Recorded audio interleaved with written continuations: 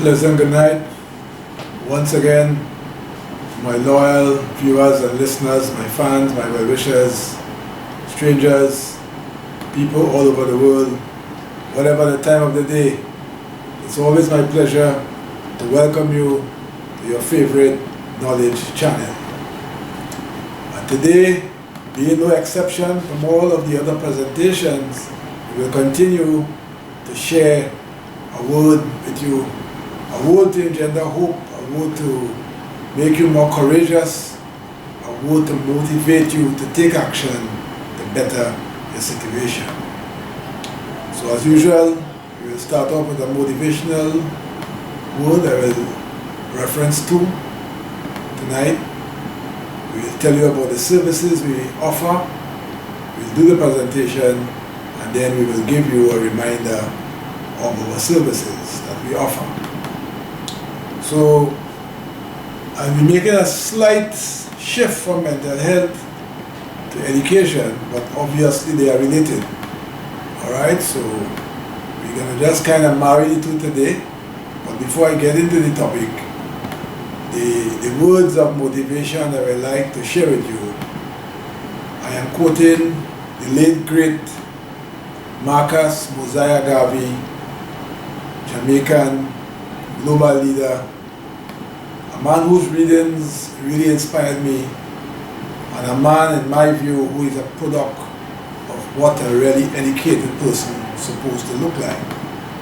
No formal credentials, but the late great Marcus Mosiah Garvey, who only lived for 53 years, was able to form a global organization called the Universal Negro Improvement Association that had members in North America, South America, in Europe, in the Caribbean, and further afield. So the words I would like to quote from this great man, this philosopher, this activist, this global leader are as follows. One of his quotations were, "Knowledge is power." Knowledge is power. And many of us can attest to the fact that having, sought after knowledge, having attained some knowledge, but in terms of making knowledge powerful, it depends on us, how we use that knowledge. Because we are talking now about the knowledge industry, and we need to create products and services from the knowledge. We need to be able to innovate, we need to be able to think critically, we need to be able to solve problems. Because if knowledge is power, knowledge must have the power to do those things. But if it is you just have knowledge represented by a certificate, and you cannot demonstrate the power of that knowledge, well, then knowledge certainly will not be power. So if knowledge is power, we gotta bring knowledge alive and make it powerful. So I encourage you to increase your knowledge base in every possible way, because the more you know, you give yourself a greater opportunity to grow, you give yourself a greater opportunity to contribute. So indeed, knowledge is power. And the other motivational word, again quoting Marcus Mosiah Garvey, is when he said that education is ammunition. We know today, in today's world, in Trinidad and Tobago, in the Caribbean, and many countries of the world, there is way too much ammunition available sometimes in the hands of wrong people. And when we think of those types of ammunition, it is costing and the loss of many, many lives. But my perspective in support of Garvey that education is ammunition, we need to use the ammunition that is education to shoot down global hunger, to shoot down poverty, to shoot down illiteracy. And indeed, we can use education in that context to really lessen and eradicate those pervasive world problems that continue to grip civilization and continue to have billions of people living a life far from ideal. So indeed, education is ammunition. Let us put it to the kind of use where we can make a telling impact to demonstrate the power of that ammunition that is education. So I would like you to ponder on those words. Knowledge is power, and education is ammunition. So I leave you to reflect, and I remind you at the same time, at our organization, Motivational Speaking, we offer a range of services. We do one-on-one consultation, we do one-on-one in terms of life coaching, and we live in a period now where coaching is so vital. Everyone actually needs a coach because we can always be better. So to become your best you, we at Motivational Speaking International certainly can help you fulfill those dreams. We also offer workshops in areas such as emotional intelligence, the role of psychology in business, public speaking, entrepreneurship, conflict resolution, team building, communication skills, among the hosts of other areas. And we are eager, willing, and ready to serve you. All you have to do is give us a call at 1-868-778-5141, 1-868-779-2544, or you can email us at leadershipwithadifference@gmail.com. So once again, 1-868-778-5141, 1-868-779-2544, or email us at leadershipwithadifference@gmail.com. So, you know that we can be conducted, you know we'll be able to serve you well. We await your call, we await your email. So today's talk, today's presentation, today's word, the title is Changing the Educational Paradigm, Producing a New Type of Graduate. I repeat to you, changing the educational paradigm, producing a new type of graduate. All over the world, at this time, and sometime a few months before, let us say between June to December, there are many graduations taking place at primary schools, secondary schools, and tertiary institutions all over the world. There are millions and millions of graduates that they are being turned out every single year. We may even go as far every single, at graduation time, different universities will have it at different times. So virtually every semester, you may have a graduation that is taking place. But the big question, are we producing the kind of graduates that could really transform society? And there has been a lot of debate in this area for a very long time, and the debate continues. So I would like to share my thoughts and make a few suggestions. In a previous presentation when I spoke about certification is not qualification, I did reference that the ancient Egyptians' approach to education is a model that we can follow, where they considered somebody to be truly educated when they had mastered the areas of civics, science, sports, spirituality, etc. So their focus was on an all-round education to produce a holistic graduate. And at this point in the world's development, in the world's evolution, we certainly need a new type of graduate. So I want to postulate, last week when I spoke about mental health, I did mention that mental health should become a compulsory subject in schools at all levels, and not just for the purpose of examination. Because just earlier today, in a course I'm doing currently called Educating in Changing Times, and looking at one of the videos, the presenter made a very important point, that the graduate we need now is one who is mentally stable and one who is emotionally intelligent.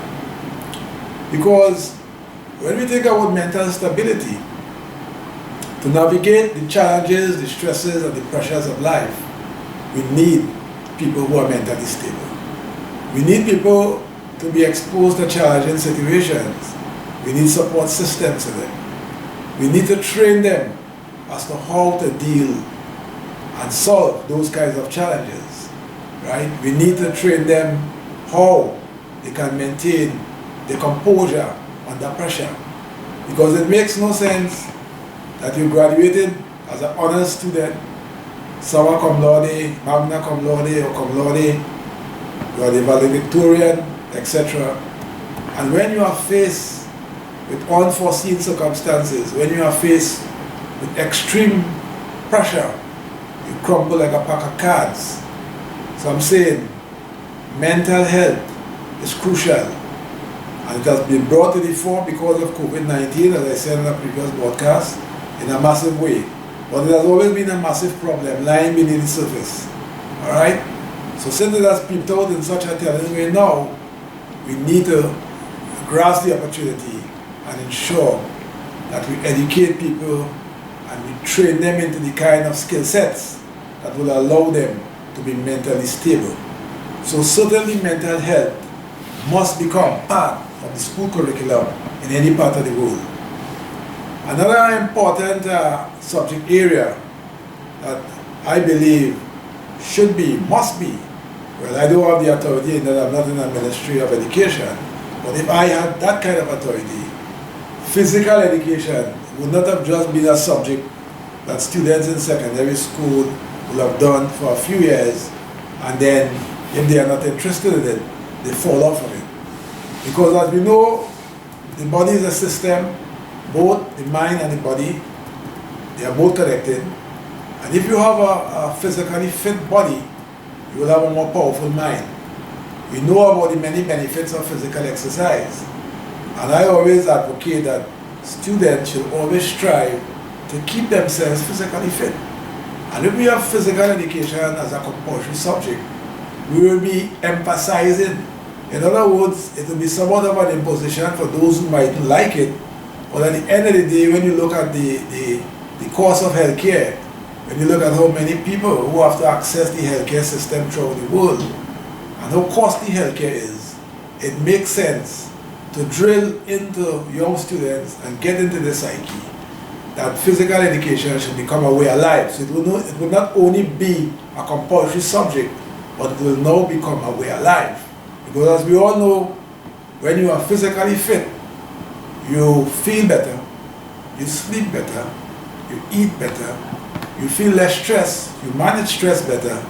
You know, there's a overpouring of endorphins that makes you feel good, you know, and you really, you know, feel energized and ready to take on the world. So why it is such a subject, why it is such an area with so many benefits to the mind and the body is not a compulsory subject.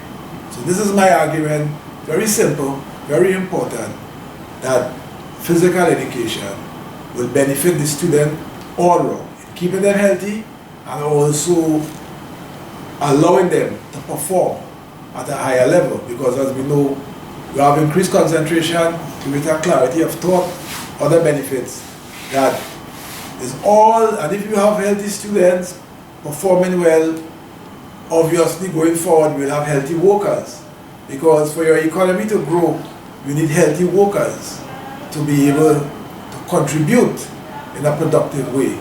If your workforce is not healthy, I came across an article just recently where they say that as many as 3.4 billion persons in terms of the workforce may be unwell, whether it be mentally or physically. So what I'm saying is that when we think of the benefits of mental health, when we think of the benefits of physical education, those subject areas certainly should be compulsory. Another compulsory area is the question of emotional intelligence. I remember studying a book on emotional intelligence, and they were referencing a student who was on average a C student.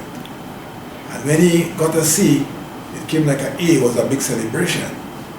But he had a kind of intelligence where anything happening in the school, it had to pass through him, right?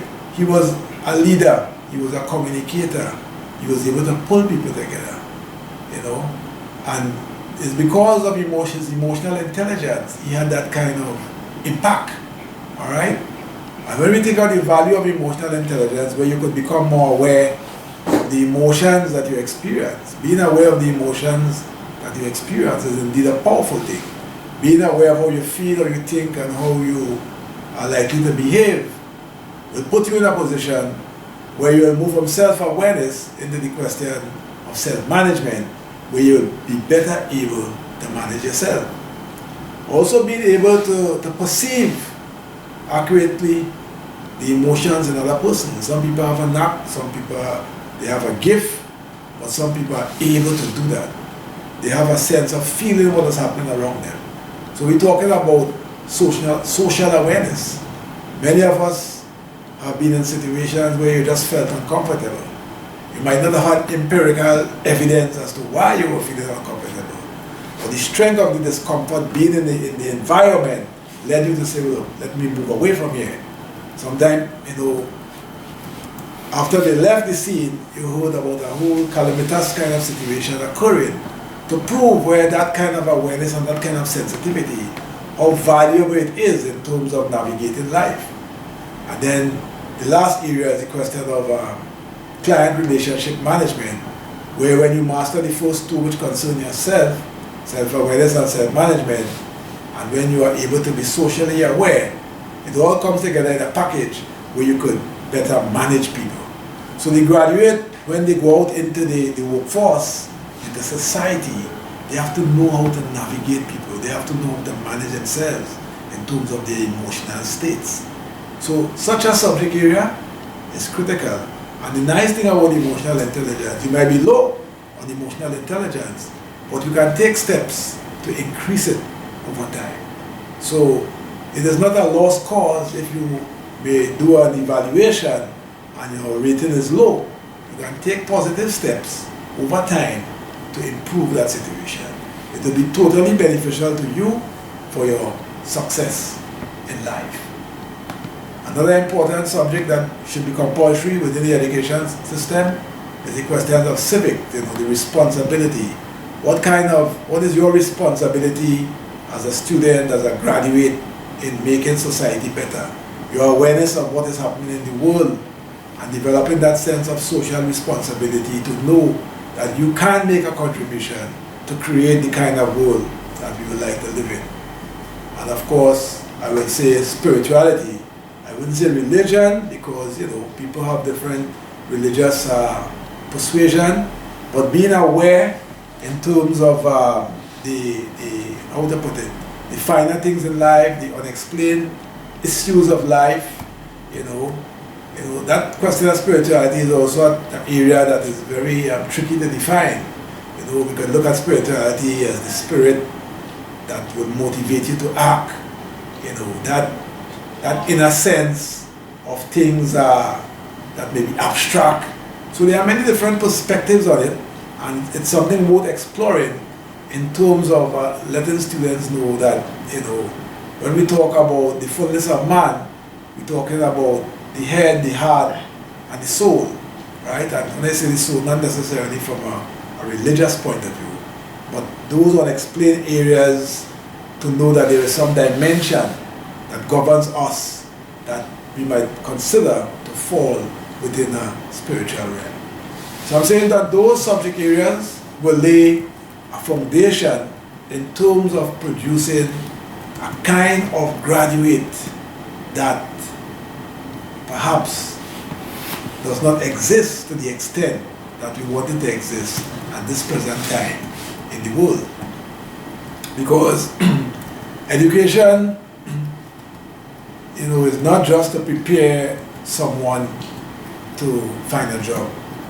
Education should really prepare graduates to deal with life. And if we are preparing graduates to deal with life, those foundational subject areas are crucial. And another area I didn't mention, another very important compulsory subject area, is the question of history, world history, right? And we need world citizens to be aware of the history of the world accurately as possible, because all historians will interpret history as they see it. And sometimes people write history with an agenda in mind. They may disguise, they may deny certain things, But all the same, we need to explore history so that people can better understand the different peoples of the world and their origins, their experiences, etc. And certainly that could help to create a better society. Because a lot of the behaviors, for example, in modern society, there are historical antecedents.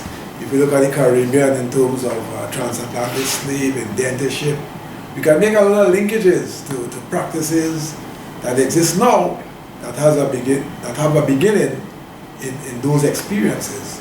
So it's very important that history is also a compulsory area, and then the other aspect we leave it up to the question of choice and also the area that the student has the greatest capacity in.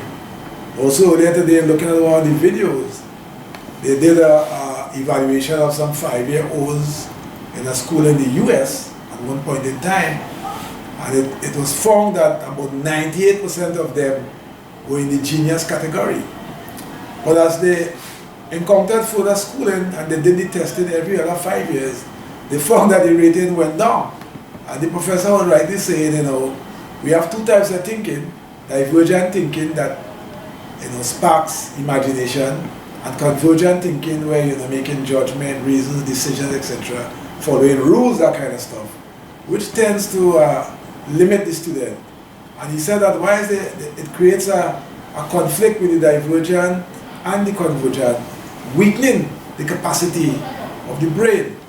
And he rightly said, we need to fire the imagination of young students. He drew the analogy of video games, in that while he was not advocating that they become addicted to it, which many of them have become, but you say the captivation they have in those games and the extent to which they will try and then master, you say that is the kind of imagination and excitement that education must spark in the young ones, and not only the young ones, but throughout the educational system, where we can easily find creative solutions, all right? Because we all know you could be a star in the classroom and you could be F grade in the workplace because of the lack of leadership skills, emotional intelligence skills, all of the finer skills that will make you that rounded person, your inability to communicate, your inability to network, etc. So when I speak about changing the educational paradigm, already you can see quite clearly that it is really an imperative, all right? So it is not just a question of producing, millions of graduates or billions of graduates, but it's the kind of graduate that we produce. And one of the things that I find very important is that we must not just be educating for the sake of educating. We must have a philosophy of education. And a philosophy is simply a set of beliefs. But anything we are doing, we must know why. There must be something, there must be guiding principles. There must be guiding beliefs that informs the practice that we are engaged in. So I mentioned earlier, being educated just to find a job, to me is wasting and limiting what education is all about, right? So we need graduates who will have the mindset where they'll be trying to create jobs rather than find a job, because finding a job is becoming increasingly difficult. There's a book in my library called The End of Work, where they talk about the role of technology and how more and more less manual labor, less humans are being required for many jobs. So one of the videos over there today to also mention that with the rapid changes, it is required of persons to reinvent themselves perhaps every 10 years. That is why, when you may specialize in a career, it may have value to a point. Although the rapid changes that are taking place, we need to be constantly reinventing ourselves. So probably specialization may not be the way to go in education. But the question will be that they're adaptable and flexible to reinvent ourselves.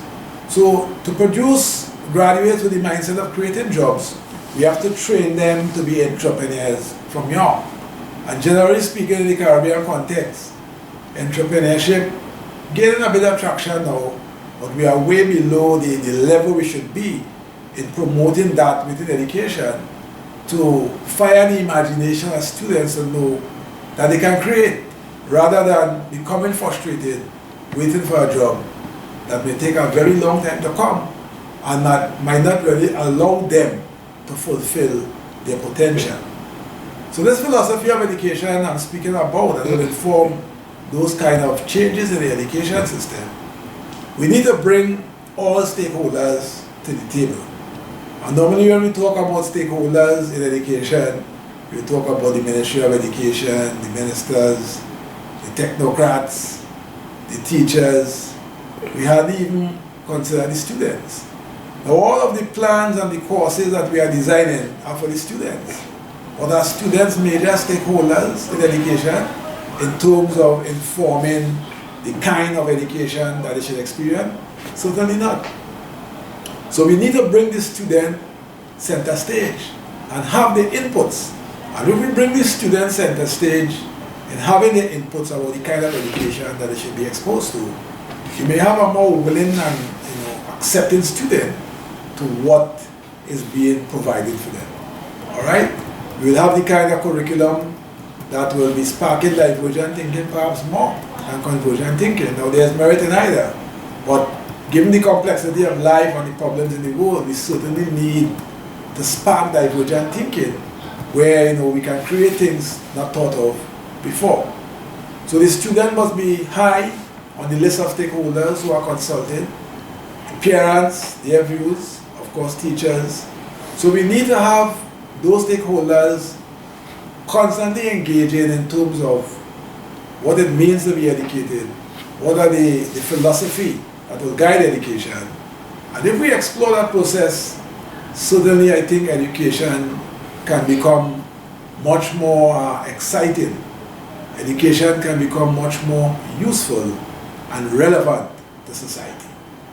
So, oftentimes, people when they graduate, of course this is not an absolute statement, but we have had many instances that probably you can attest to, where a person graduating, whether it's with a first degree, a master's, a PhD, many of those individuals feel that they are entitled to something, all right?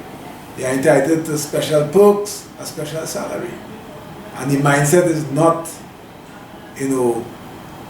not seeing themselves as creators of their destiny or creating a new kind of society. So I'm saying, if we change the educational paradigm, we should aim to produce graduates who are humble in their behavior and disposition, graduates who are service-oriented, all right? Because if we know we have a great responsibility to empower others. And if you know a lot, and most around you know little, you are in a disadvantaged situation, all right? So we have to build communities of learners.